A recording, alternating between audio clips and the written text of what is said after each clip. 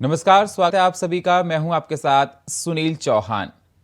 UP निकाय चुनाव को लेकर आज पहले चरण के मतदान को लेकर सरगर्मियां शाम तक थम जाएंगी। पहले चरण में कई दिग्गजों की किस्मत दांव पर लगी है।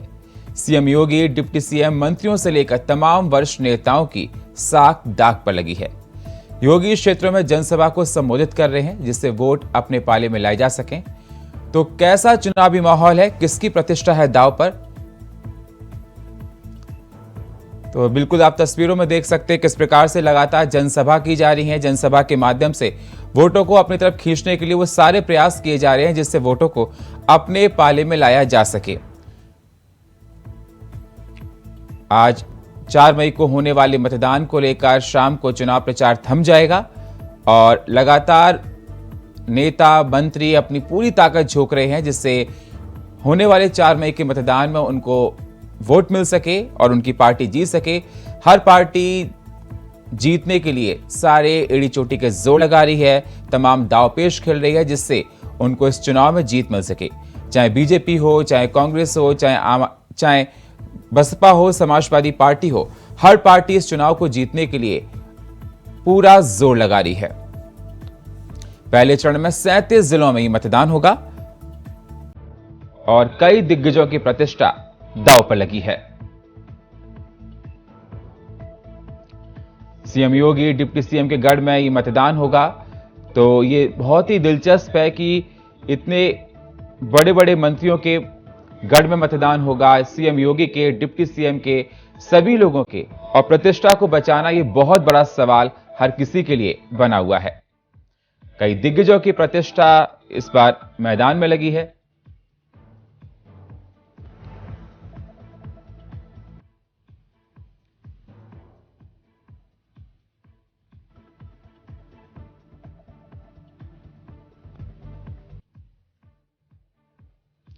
तो कई दिग्गजों की प्रतिष्ठा है दांव पर लगी है। 4 मई को मतदान होगा पहले चरण का। इस पर देखिए हमारी ये स्पेशल रिपोर्ट। यूपी में निकाय चुनाव को लेकर पहले चरण के लिए काउंटडाउन शुरू हो चुका है। चंद घंटों के बाद वोट की ताकत से जनता अपना जनादेश देगी। मगर हकीकत एक ये भी है, मसला सिर्फ सपा बीजेपी के बीच टक्कर का नहीं, बल्कि यहाँ दिग्गजों की साख भी दांव पर लगी है। तमाम दिग्गजों का पराक्रम और प्रतिष्ठा का सवाल भी है। पहले चरण की बात की जाए तो 24 से ज्यादा मंत्रियों की साख दांव पर लगी है। मसला सिर्फ अपने प्रत्याशियों की जीत दिलाने तक का नहीं है, बल्कि जहां के प्रभारी मंत्री का जिम्मा मिला है वहां कमल खिलाने की जिम्मेदारी भी है। पहले चरण में बीजेपी नेताओं की साख दांव पर। गोरखपुर सीएम योगी, प्रयागराज केशव प्रसाद मौर्य, प्रयागराज जल शक्ति मंत्री स्वतंत्र देव सिंह, वाराणसी आयुष मंत्री दयाशंकर मिश्रा दयालु, वाराणसी स्टाम्प एवं रजिस्ट्रेशन रविंद्र जायसवाल, वाराणसी श्रम कल्याण मंत्री अनिल राजभर, लखनऊ ब्रजेश पाठक, लखनऊ संसदीय कार्य मंत्री सुरेश खन्ना, आगरा बाल विकास मंत्री बेबी रानी मौर्य, आगरा उच्च शिक्षा मंत्री योगेंद्र उपाध्याय, आगरा विधान परिषद सदस्य धर्मवीर प्रजापति, आगरा नगर विकास मंत्री अरविंद कुमार शर्मा, मुरादाबाद बीजेपी प्रदेश अध्यक्ष भूपेंद्र चौधरी, मुरादाबाद पीडब्ल्यूडी मंत्री जितिन प्रसाद, सहारनपुर पीडब्ल्यूडी राष्ट्र मंत्री ब्रजेश सिंह, सहारनपुर राष्ट्र मंत्री जसवंत सैनी, सहारनपुर उच्च शिक्षा मंत्री योगेंद्र उपाध्याय, मथुरा गन्ना विकास मंत्री चौधरी लक्ष्मी नारायण, मथुरा बेसिक शिक्षा राज्य मंत्री संदीप सिंह, मुजफ्फरनगर राज्य मंत्री स्वतंत्र प्रभार कपिल देव अग्रवाल, रामपुर राज्य मंत्री बलदेव सिंह औलख, देवरिया कृषि मंत्री सूर्य प्रताप शाही,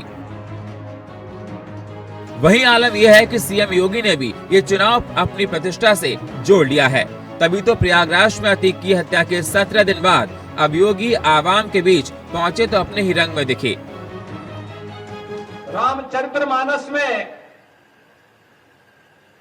संत तुलसीदास जी ने एक बात कही थी, कर्म प्रधान विश्व रसि राखा, जो जस करहि सो तस फल चाखा। और मुझे लगता है कि ये पंक्तियां आज भी उसी प्रकार की प्रासंगिक हैं जैसे मध्यकाल में थी। जीवन की शाश्वतता का संदेश देने वाले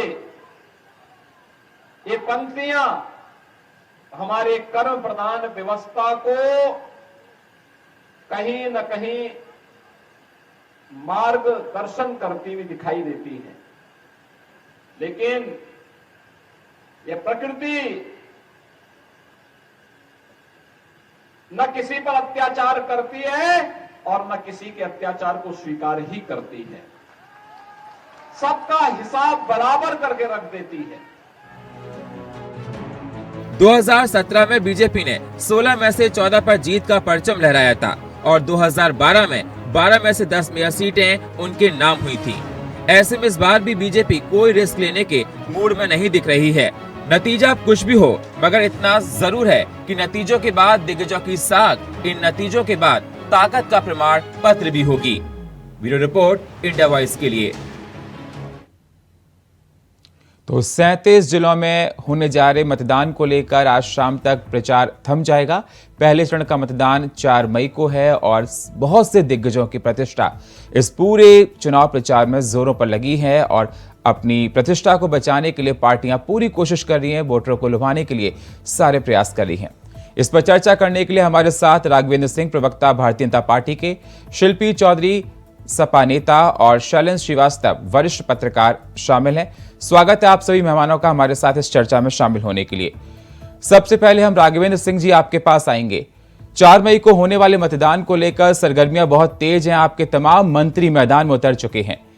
सबसे बड़ा सवाल आपके सामने ये निकल कर आता है कि प्रतिष्ठा आप लोगों की दांव पर लगी है और आपके बागी आपको ही टक्कर दे रहे हैं, तो इन बागियों से आप कैसे निपट पाएंगे? ये आप जो कह रहे प्रतिष्ठा दांव पे लगी है, हाँ ये बात कही जा सकती है। हम लोग पूरी ऊर्जा और पूरी क्षमता के साथ चुनाव लड़ते हैं। हम लोगों ने इसका होमवर्क अक्टूबर महीने में ही पूरा कर लिया था। अक्टूबर महीने में हमारा कार्यकर्ताओं का प्रशिक्षण शिविर आयोजन हुए थे जी। इसमें उत्तर प्रदेश के जितने कार्यकर्ता थे नए बने हुए, उनको हम लोगों ने किस प्रकार इस चुनाव में जाना है उसको प्रशिक्षित किया था। उसके बाद 1 नवंबर से लेकर 7 नवंबर तक हम लोगों ने एक अभियान चलाया था, इसमें हम लोगों ने बड़े पैमाने पर नए मतदाता बनाए थे। अब सुनिए, हम लोग चुनाव लड़ते पूरी क्षमता से लड़ते हैं और पूरी ऊर्जा से लड़ते हैं और चुनाव जीतने के लिए लड़ते हैं। आप देखा होगा परिणाम 19-20 कुछ भी हो, लेकिन हम लोगों के तेवर में कभी कमी नहीं आती है। हम लोग ट्रिपल इंजन की सरकार है, उत्तर प्रदेश में भी सरकार है, नगर निकाय में भी सरकार है। राघवेंद्र जी आप कहते हैं आपने सारा होमवर्क कर लिया, फिर भी आपकी पार्टी में विरोध के सूरत में देखे गए, बागी इतने देखे गए और आपके तमाम बड़े मंत्री हर दिन रैली कर रहे हैं, दिखा रहे हैं, कहीं ना कहीं डर आप लोगों में देखा जा रहा है। तो आप ये मत कहिए कि आपने पहले से होमवर्क कर रखा था, तैयारियां आपकी थी, बीच में आपके विरोध कितना उत्पन्न हुआ आपकी पार्टी में? राघवेंद्र जी नहीं, ऐसा नहीं है। इस प्रकार चुनाव, नगर निकाय चुनाव में हम लोग प्रयास करते हैं, सभासदों में छोटा चुनाव होता है, इसलिए महत्वाकांक्षाएं कार्यकर्ताओं में होती ही हैं। हम लोगों ने बड़े पैमाने पर जो कार्यकर्ता थे, सभासदी के उम्मीदवार, उन लोगों को हमको समझा बुझा कर उन्हें बैठाने का काम किया है। हमारे यहाँ संगठन में भी लोग रहते हैं, सरकार में भी। शिल्पी जी मैं आपके पास आता हूँ। शिल्पी जी, बीजेपी के तमाम वरिष्ठ नेता लगातार चुनाव में अग्रसर हैं और काफी एक्टिव दिखाई दे रहे हैं। आपकी पार्टी का चुनाव प्रचार बहुत धीमे दिखाई दे रहा है, तो कहीं ना कहीं इस प्रकार से आपको जीत कहीं संकट में दिखाई दे रही है आपको? नहीं, देखिए, जीत और हार, संकट और प्रतिष्ठा में पूरी बातें सुन रही थी कि प्रतिष्ठा दांव पर है, मुख्यमंत्री ने प्रतिष्ठा का प्रश्न बना लिया है। और देखिए राघवेंद्र जी खुद ही कह रहे हैं कि ये छोटा चुनाव है। अब कंट्रडिक्शन आ गया आपकी पूरी बहस में कि मुख्यमंत्री जी अपनी प्रतिष्ठा पर लेके जा रहे हैं, वो बेचारे प्रयागराज में रैली कर रहे हैं, वहीं राघवेंद्र भाई साहब कह रहे हैं कि नहीं ये तो बहुत छोटा चुनाव है। तो देखिए छोटा चुनाव है, ये चुनाव है जनता के मुद्दों का, शहरी मुद्दों का, नगर पंचायतों के मुद्दों का, चेयरमैनी का है, मेयर का है। जनता देखेगी कि जनता के घर से कूड़ा उठा या नहीं उठा, सड़कों के गड्ढे भरे गए कि नहीं भरे गए। पिछले 6 महीनों में रख रखाव बड़ा बढ़िया हो गया है, शहर के पार्क पूरे नारंगी रंग गए हैं, जहाँ कूड़े के ढेर हुआ करते थे उन पार्क, उनके बीच से पार्क निकल के आ गए। लेकिन अभी भी दिक्कत ये है कि कल आधा घंटा बारिश हुई और लखनऊ की सड़कों पे पानी इतना भर गया था कि तलैया बन गई थी। मुख्यमंत्री जी का अपना बंगला डूब जाता है। राघवेंद्र जी सुन रहे हैं आप? और सीवेज पे क्या काम हुआ है, ये तो माशाल्लाह बात है। दूसरी बात, अल्पसंख्यक समुदाय के जो क्षेत्र विशेष हैं वो टारगेट करके बहुत सारे इन लोगों ने टिकट दिए हैं। देखिए 350 से अधिक टिकट दिए हैं अल्पसंख्यक समुदाय को। मतलब खुश हो जाना चाहिए उस समुदाय को कि इतना अच्छा प्रतिनिधित्व भारतीय जनता पार्टी दे रही है। कम से कम अब समाजवादी पार्टी से ये ठप्पा तो हट जाएगा कि ये मुसलमानों की पार्टी है। अब तो भारतीय जनता पार्टी कांग्रेसियों की और मुसलमानों की पार्टी गर्व से बन। राघवेंद्र जी तमाम आरोप आप पर, ये होता था कि ये यादवों और मुसलमानों की पार्टी, अब हम कह सकेंगे नहीं, भारतीय जनता पार्टी मतलब कांग्रेसियों की पार्टी, मतलब मुसलमानों की पार्टी। तो उन अल्पसंख्यक समुदाय की जो विशेष इलाके हैं, तोपखाना में चले जाइए, चौक में चले जाइए, मस्जिदों के सामने जिस तरीके से कूड़े, मैं सिर्फ लखनऊ की बात बता रही हूँ, अभी बरेली, फिरोजाबाद, आगरा, जहाँ आपको यही कमोबेश सारी चीजें देखने को मिलेंगी। तो आप ये भय, राघवेंद्र जी अंतिम बात, सबसे अच्छी बात, तमाम आरोप आपके ऊपर लग रहे हैं। आपके वरिष्ठ नेता खुद सीएम योगी मैदान में उतरे, आप छोटा चुनाव बता रहे हैं। जिस प्रकार से शिल्पी जी कह रही हैं, आप पे खुद ही सवाल खड़े होते हैं। और पहली बारिश में आपकी किस प्रकार से आपने काम किया, इन सारे जवाबों के जवाब आपको जनता को देने पड़ेंगे। हर चुनाव में इनके इंजन के डिब्बे बढ़ जाते हैं। पहले एक इंजन की सरकार, फिर डबल इंजन की सरकार, आज राघवेंद्र जी ने कहा कि ट्रिपल इंजन की सरकार हो गई। तो ट्रिपल इंजन की सरकार में भी इतना भय है कि मुख्यमंत्री जी को दौड़ दौड़ के जाना पड़ रहा है जनता के बीच, और जनता जो है पार्षदों को भगा रही है। बहुत सी जगह बैनर लग गए हैं, फिर बाद में जी आप होती है। प्रशासन का चुनाव है, देखिए, और महत्वपूर्ण बात ये कि प्रशासन का चुनाव होता है। राघवेंद्र जी फिर क्या होने वाला है, कहिए तो लाइव दिखा दें, हर काउंटिंग सेंटर से आपको लाइव दिखा दिया जाए कि अंत में डीएम और एसएसपी। ठीक है शिल्पी जी, ठीक है राघवेंद्र जी, सीसीटीवी बंद हो गए, उसके बाद जीता कौन? जी आप बोलिए आप। नहीं, देखिए ये जो है बिना अल्पसंख्यक बहुसंख्यक, ये समाजवादी पार्टी का खाना हजम नहीं होता है। अरे खाना, अरे अनराई सेक्टर की पार्टी तो आप कहते थे, भारतीय जनता पार्टी क्या अब वाई सेक्टर, भाई एम सेक्टर मान लीजिए ना, मान लीजिए, हम तो कह रहे हैं अच्छा हो जाएगा। हमेशा तो आप कहते थे कि अनवाई सेक्टर की पार्टी है समाजवादी पार्टी, अब किसकी पार्टी है? एमवाई सेक्टर की पार्टी थी ना समाजवादी, लेकिन 350 टिकट आपने दिए मुसलमानों को, 350 टिकट आपने दिए मुसलमानों को, हम नहीं दे पाए। मुसलमानों की पार्टी कौन सी हो गई? भारतीय जनता पार्टी। तो रामचरितमानस का विरोध कैसे होगा? अब कैसे? अरे 17-15 छोड़ दीजिए, हम आज की बात कर रहे हैं। ट्रिपल इंजन की सरकार ने, अरे ट्रिपल इंजन की सरकार में पहिए किसके लग गए हैं हमको? शिल्पी जी बीएसपी ने मुस्लिम को टिकट देख के आपका गणित खुद बिगाड़ा है। आप दूसरों पे सवाल मत कीजिए, आप खुद डरी हुई हैं। बीएसपी ने मुस्लिम टिकट्स दे के आपका गणित खुद बिगाड़ा है, आप खुद डरी हुई हैं।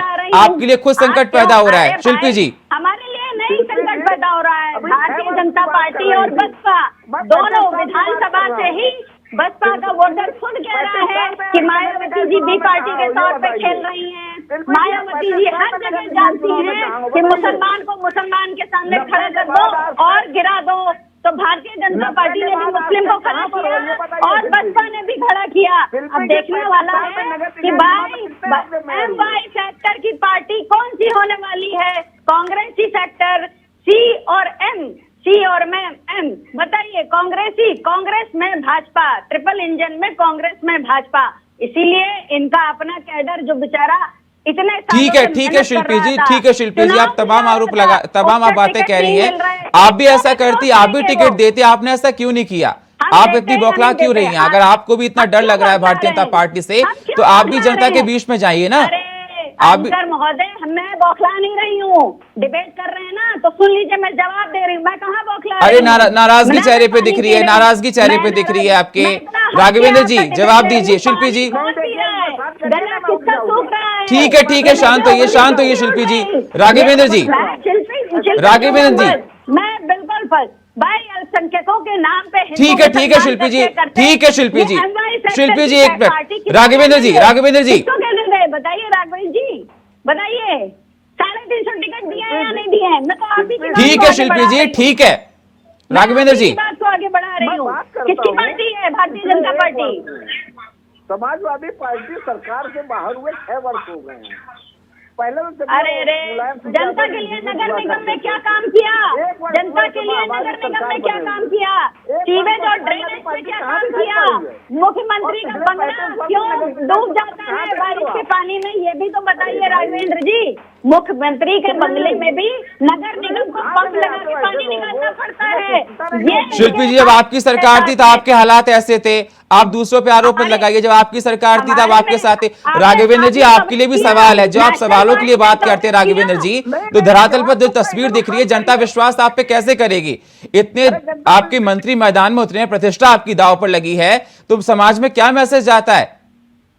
समाज में मैसेज सही जाता है, मैं ये कह रहा हूँ। बिल्कुल हालात तो खराब हैं, जिस प्रकार से देखा जा रहा है। एक बारिश में जिस प्रकार से लखनऊ का हालात हुआ, जगह जगह के हालात हुए, जगह आपके देखा जा रहा है कि मंत्री जनसभा को संबोधित करने जा रहे हैं, पानी भरा हुआ है, हालात खराब। आप कह रहे हैं कि हालात ठीक हैं।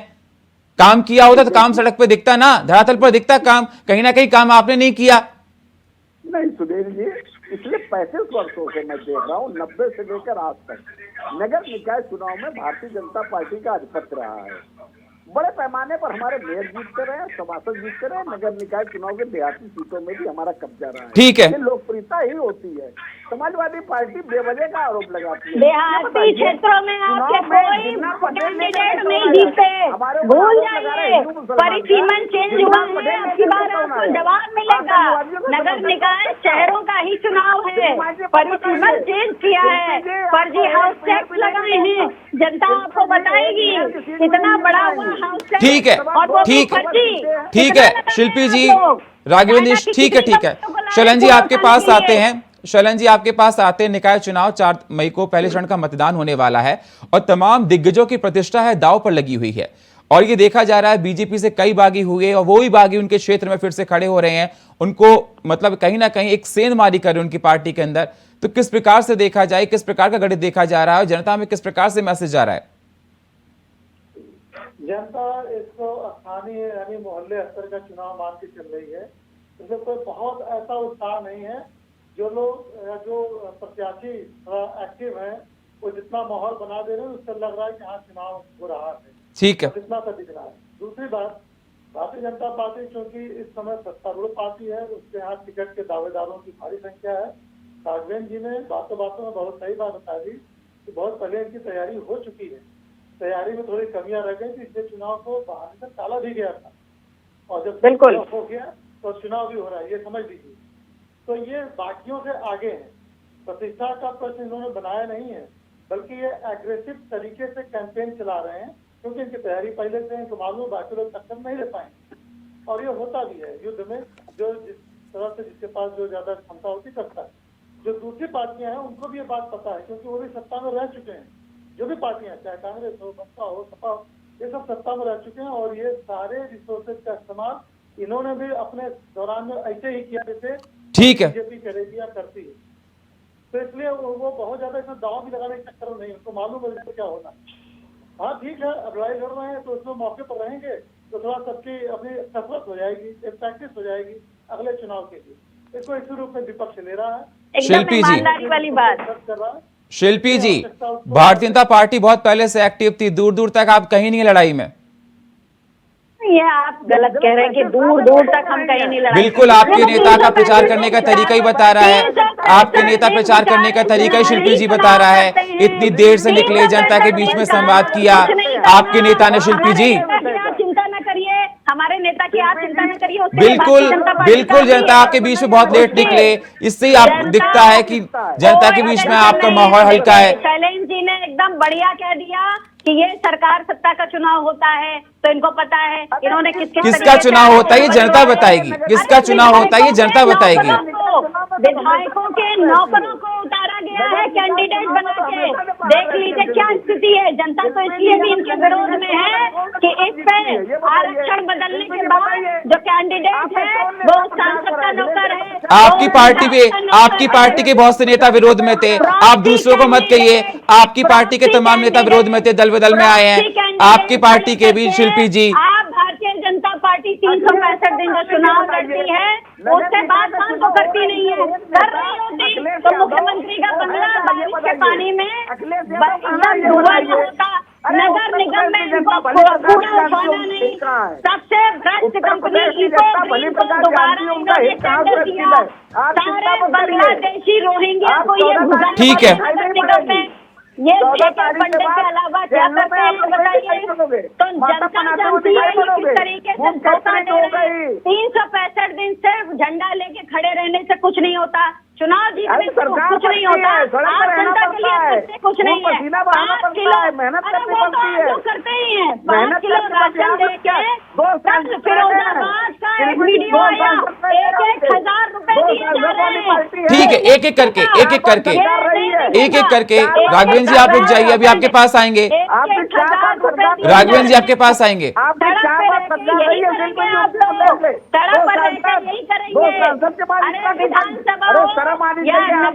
ठीक है शिल्पी जी, ठीक है शिल्पी जी, शिल्पी जी रुक जाइए आप, इसके अलावा रुक जाइए शिल्पी जी।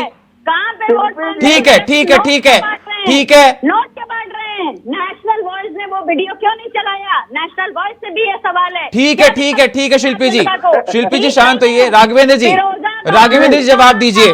राघवेंद्र जी, शिल्पी जी आप रुक तो जाइए, आपको मैं प्लीज, क्यों नहीं दिखाया आपने? शिल्पी जी रुक जाइए। राघवेंद्र जी वीडियो पे करिए, नेताओं पे डिबेट क्या? ऐसे जनता नहीं सुन पाएगी। शिल्पी जी रुक जाइए। जनता ये सुने ना, जनता मुझे अरे ठीक है, ठीक है, ठीक है, ठीक है राघवेंद्र जी। आप लोग बंटवा रहे हैं, उस पर वीडियो क्यों नहीं हुआ? क्यों नहीं हो रहा है? शिल्पी जी रुक जाइए। शिल्पी जी आपको मौका दिया गया ना, आप दूसरे को बोलने का मौका दीजिए।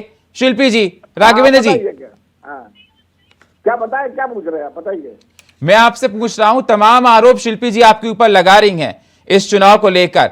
आप पहले ही कह रहे हैं कि चुनाव इतना छोटा है, लेकिन उसके बाद देखा जा रहा है कि तमाम धुरंधर आपकी पार्टी के मैदान में हैं। इतने आरोपों से आप कैसे बचेंगे? नहीं देखिए, ये व्यवहारिक बात है। अगर हम उत्तर प्रदेश की विधानसभा या लोकसभा की दृष्टि से देखें तो ये नगर निकाय का चुनाव और तुलना में छोटा चुनाव है। इसमें जो है छोटे मुद्दे होते हैं। आप बार बार सर बोल रहे हैं छोटा चुनाव है, आपके तमाम दिग्गज मैदान में हैं। जनता को क्या मैसेज आएगा? छोटा चुनाव है, छोटा, हर चुनाव पूरी ताकत से लड़ा जाता है। सुनील जी बात तो होने दिया, बात नहीं करते। शिल्पी जी को पूरा बंद कर दूंगा। ठीक है, ठीक है, ठीक है सर, ठीक है। बोलने को नहीं देते हैं। मैं ये कह रहा हूँ हमारे पास क्षमता है, हमारे पास नेता है, तो हम लोग समाज में चुनाव लड़ रहे हैं। हम लोग हर चुनाव बहुत ही मेहनत से लड़ते हैं, पूरी ऊर्जा के साथ लड़ते हैं। तभी तो नगर निकाय चुनाव में समाजवादी पार्टी का ध्यान देने का काम कर रही है, 4 बार सरकार रही है। नगर निकाय चुनाव भाई उत्तर प्रदेश की जनता आपको भली प्रकार से जान चुकी है, पहचान चुकी है। ये लोग आर्य लोग हैं, ये लोग जिस तरीके से आप लोग बताने का काम तो शिल्पी जी करिए। आप लोग की काट की हरी कर चुकी है। अब विधानसभा चुनाव में आपकी स्थिति में 2 साल इसका जवाब तो नहीं दे रहे। नगर निकाय चुनाव में हमारे तो 1 दर्जन मंत्री सड़कों पर है, हम हमारे 1 दर्जन मंत्री काम कर रहे हैं।